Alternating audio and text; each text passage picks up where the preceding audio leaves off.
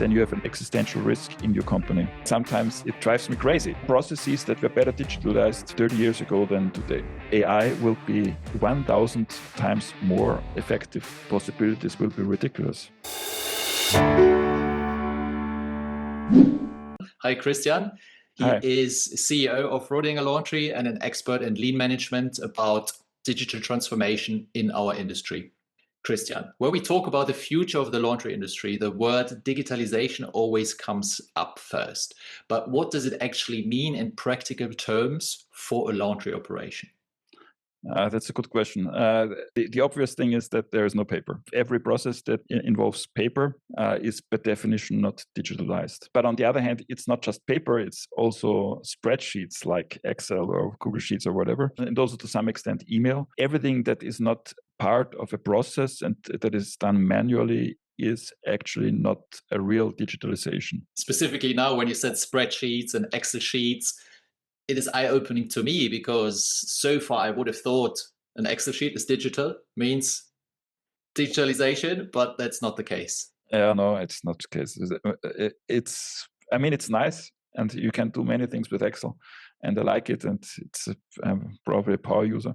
At the end of the day, it's not the aim to have more Excel sheets, more spreadsheets. So the idea is that the whole business process, from the order of the customer, the process in the delivery, and the whole laundry, the truck drivers, maintenance and stuff, quality management, HR, and all the administrative processes shall be digital. And I think that's quite possible. The challenge is that we are in the laundry business. We are different than most other processes. So most of the companies can work with very standardized software products. There are a few industries where this is not the case, like airlines or banks or laundries. So we are really different in many cases. This is a challenge because all of a sudden you have then a software for your laundry process, and then you have a software for accounting, and then you have a software for HR, and the whole digitalization is not as easy as in other industries. And I think that's something that we have to keep in mind, and where we have to develop and make the right decisions on how to have the whole layout of the system. Still, what is challenging is then also an opportunity to make something better. And that's something that we do in our own company, and what I also do for my consulting clients with LeanLaundry. When you say it is a little bit more difficult in the laundry industry, is that because it's a niche market and available software is not specialized for it, or does it come from somewhere else? Yeah, it's many things. On the one hand, as you mentioned, it's a specialized software, and there are many specialized software products. Once you have bought into one software, then it's not so easy to change the software. Okay. That's the one thing. And the other thing is that we are really just in time with the customer, with the client, and we are a service industry. So we tend to be a little bit flexible regarding our services, regarding the customer. So we get quite some complexity into our system when we offer too many different services to the customer. And this is not so easy to fit into the process with digitalization. Yeah. Okay, that makes sense. So every customer is different. Every customer has a little bit different needs. But then you want to standardize your processes, and you have to find a match. Yeah. So let's look at the goals a little bit. What should or can a laundry achieve through using digitalization the next years? First, you should think, what is the value for the customer with digitalization? It should not be, first of all, about you as a laundry. It should be about the customer. How can you offer him better types of inventory management, of information? Which information can you provide him? Statistics, and so on and so on and so on. So what is the benefit for the customer? And then it's about the processes. There is a nice book about lean management from Lika. You should apply technologies that support the processes and the people. I would add also the customers. It's not as hard because on the one hand, there are proven software products and hardware products. And on the other hand, there are so many software products within our industry that we do not use completely because we just use 10%, 20%, 60% of the software that we have installed. Start with your current software that you have. Think whether you can improve there. You need to have some picture in mind where you want to be in 1, 2, or 3 years, so that you have a roadmap to follow with digitalization. So for the customer, it's really about transparency, to see the live data of the order, to see the live data of the delivery, and also automated invoices. Yeah, of course. But I was smiling because, fun fact, at least in German, there is no software. I mean, zero software that can provide a customer with the information, with the actual information when he gets the uniforms, the garments that he has ordered as a client, because the process is not so straightforward. Because the customer orders, and then you have to check the order whether he has ordered the right things, and then you have to go into your stock room and check whether the uniforms are already on stock. When they are in stock, you have to check whether they are suitable for this customer or whether there is an emblem already for the wrong customer. And then you have to order it from the supplier, and then you get the delivery date of the supplier. And there is no process, at least in German, in the German software, where the customer gets a transparency when he will get his uniforms. But when you order anything at Amazon, you just have 2 mouse clicks, and you know where your order is and what is the state of the order. That's what the customer is used to. And we in the industry, we are not able to provide this kind of information to this extent. And I think that's something that we need to improve: the customer service, the transparency towards the client. So there are many opportunities. Maybe there's no software who can do that now, but starting the conversation, maybe we're standing here in 1 year's time and one of the software providers have found a solution to actually make it happen. On the one hand, you have software providers that can make this a solution, or you can make a workaround, maybe, or most likely, maybe just with AI or some other means, and do it yourself. So we need to provide them with a good user experience of our services, and a good part of it is IT. Digitalization is meant to minimize manual interventions that then should lead to reduced errors in the processes. Sometimes I hear some companies struggle because they find there's actually more errors than before. What's your personal experience? I have to come back to this very nice sentence: to apply proven technologies that serve processes and people. And very often we take a shortcut and we use software that is not verified. There are also things that are not so sexy, like having the right master data, like really implementing the process as it is supposed to be, like reducing exceptions with the customer. Digitalization is a nice word, but at the end of the day, it's also about implementation of very straightforward processes. I know some processes that were better digitalized 30 years ago than today. Some processes that were more straightforward and more streamlined in the 1990s than now. We had less exceptions, and we had still a quite good software product. Sometimes you have to adapt your processes and how you implement it with the customer. At the end of the day, it's important that the CEO, the managing director, he needs to have a very good understanding about the IT landscape and about the use cases and so on. It's existential, actually. I would say if you are not able to implement AI and robotics and digitalization in the next 5 years, then you have an existential risk in your company. It's really, really important. So you mentioned that the complexity of the softwares can be a good thing and a bad thing.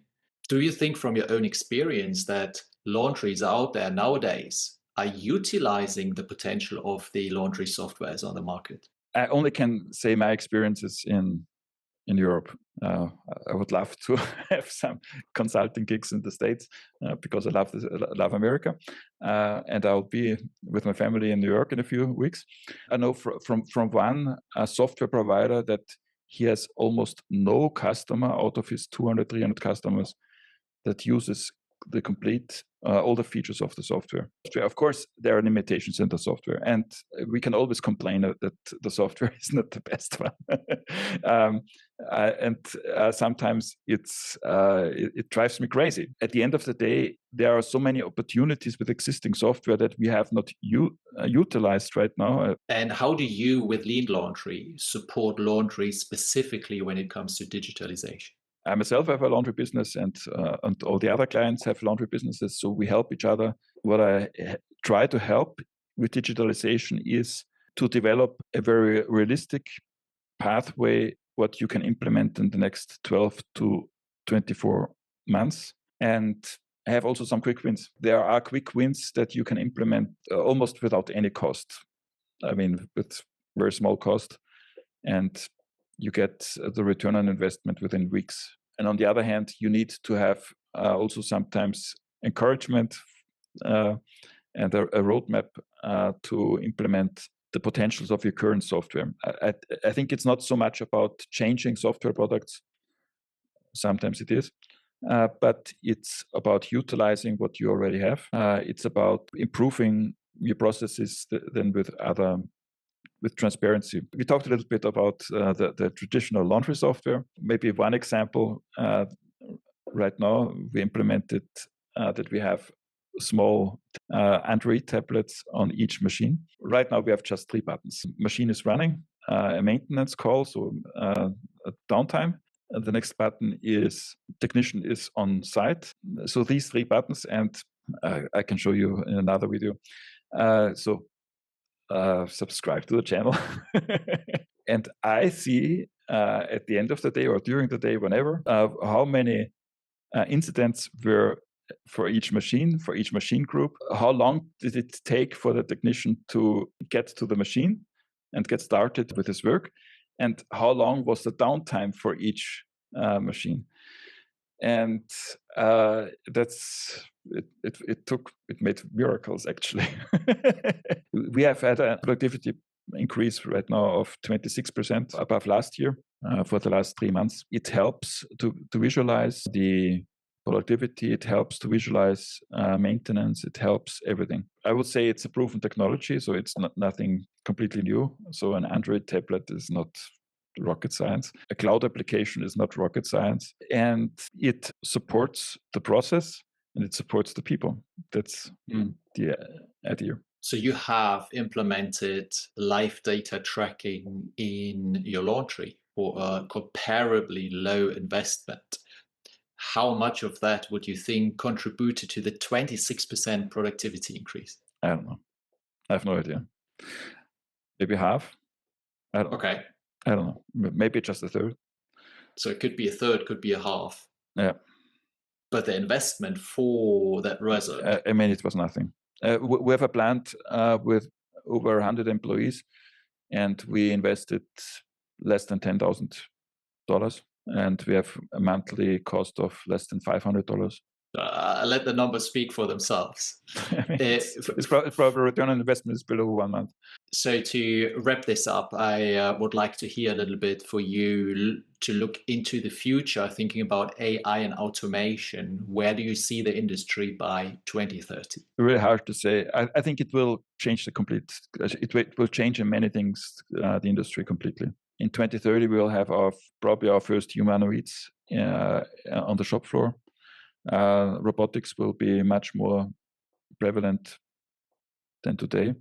AI will be a big thing. Digitalization of the processes will be much more mature than today. It's probably as big of a change than going from a washer extractor, having just washer extractors in your plant and having a tunnel washer. When you do not improve in the next few years, the customer will just expect something different. And also your productivity will not be the same as a laundry that takes advantage of new technology. I think Musk said AI improves every 6 months by 100%. In 6 months, it will be twice as good as today. In 1 year, it's 4 times as good. Within 5 years, we have now 25. So in 5 years, you have 10 improvement cycles of 100% each. So AI will be 1,000 times more effective than today. Of course, if the Chinese think that it's a good idea to invade Taiwan, then we will have 1 or 2 years break. But if we have a stable environment, then we can expect 1,000 times improvement in AI over the next 5 years. Possibilities will be ridiculous. And it will also be for our business. I myself, I can do right now things that I have not done in the last years within minutes. And it will be the same for a plant manager. It will be the same for a salesman, and so on and so on. We'll have real opportunities also with robotics. 1,000% improve is really difficult to grasp, but it will for sure change the entire laundry landscape. Out of curiosity, do you think in 5 years we will still have drivers? I think so, yeah. Of course, they will not drive on the highway. Maybe they would even not drive in the city. So there's a good chance that we will have complete full self-driving also for trucks. But we probably need them still to perform services at the customer. Probably a little bit early to have everything with robotics in 5 years. But of course, we don't know. But I don't think so. But the drivers will have time to rest and sleep on the road. So maybe the extent of the diameter of a laundry might change. So when you are able right now to drive 100 miles to your farthest customer, then it's maybe 200 miles or so. Business might change. Maybe we send a truck without a driver, and then the customer, there is somebody who just takes the truck. Potentially. And makes not the last mile, but the last yard. Good. Thank you, Christian, so much for sharing all that valuable insight on digitalization with all the experience that you're bringing. It's really insightful. Thank you. Thank you. You've now seen the opportunities that digital transformation opens up in the laundry industry and the challenges that can arise if processes aren't adapted in time. Of course, there's so much more to it that we couldn't even cover in a single interview. So if that topic is relevant for your business, you'll find a link in the video description to our free newsletter, where we share deeper insight, practical examples, and strategies tailored to industrial laundries. If you enjoyed the interview, we'd appreciate a like, and even more so your thoughts or questions in the comments below. Sharing perspectives helps everyone move forward.